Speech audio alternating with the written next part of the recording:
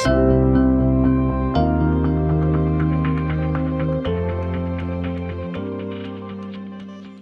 there, Emil from Performance by Design again with another session today, and a very important session called Set Up for Psychological Safety. Now this is a very important session because as a leader it is your job to create the safety inside of your organisation for your team members to be okay with speaking up, with rewarding each other, challenging each other, and it all comes down to this concept around psychological safety, because one important thing that we know about the brain, emotional and physical pain to the brain is the same. Very important to understand this, because as a leader, if you are breaching psychological safety to the brain, it's the same as physically hurting your players, okay? That's why berating your team members in front of everyone else is not good. You can break relationships with one terrible sentence, and you can do that because it's the same as physical pain, okay? Now, what's important to understand is it's your job to create the psychological safety inside of your organisation. From our perspective at Performance by Design, it really does start with your culture code. What behaviours are you accepting inside of your organisation? What are you tolerating? What are you rewarding? Going back to your code is extremely important for creating this safety. But let's talk a little bit about how you curate it and how you build it so that you do have your team members stepping up when they are faced with adversity and not hiding their mistakes and losses behind closed doors, okay? So Amy Edmondson's a professor from the Harvard Business School, fantastic research and really sort of the leader of this concept, which now that it's here, is here for good, right? She talks about 3 ways that you can create and curate psychological safety inside your organisation. Number 1, setting the stage. Identify with the team that there is uncertainty.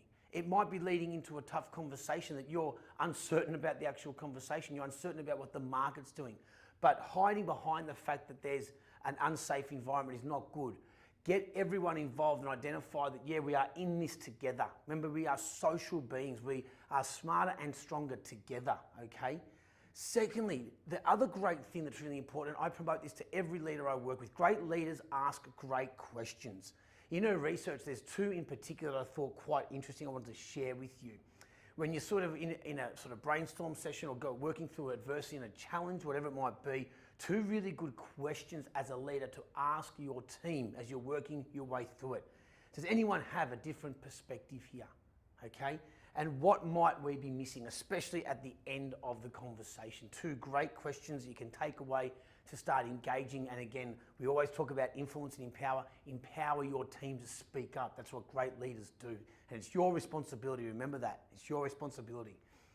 And the one that I think is potentially the hardest sometimes for leaders, especially when things aren't going great, is responding in a productive way.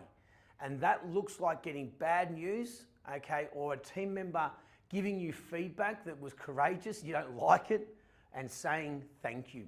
Inside of our real talk sessions at Performance by Design, we have this structure where no matter the feedback in the moment, the leader can only say thank you. Good, bad, or ugly. The leader internally might be saying different dialogue, but externally the words that can only come out of their mouth are thank you. It's practicing receiving feedback. Because we've got to remember as well, from a biological neuroscience, perspective, our brain, our human instincts are constantly looking for us to remain safe. That's why we have communication issues that are so prevalent with the teams that we work with, because innately our human instinct is to not give up information. It's not to communicate openly because it can breach our safety. So this concept of psychological safety is very important. That's why the asking questions piece is really so important as well. What you're wanting for your team is for them to feel that their voice is welcomed, not just safe enough to speak up, but it's welcomed. It's fantastic, and I've been able to curate in my own companies and with teams we work with, and it's a great place to be. One tip you want to consider is inside of your meeting agendas, schedule time to discuss losses and challenges. This again, practices a bit of vulnerability, builds that trust as well, but does also help build that safety that it's okay to talk about the things that are not working. We don't want our team members to come to us with a broken vase and glass all over the floor. We want them to rock up with cracks in the vase so that we can figure it out together. Great session there on the setup for psychological safety. Hope you enjoyed it. Emil Studham for Performance by Design.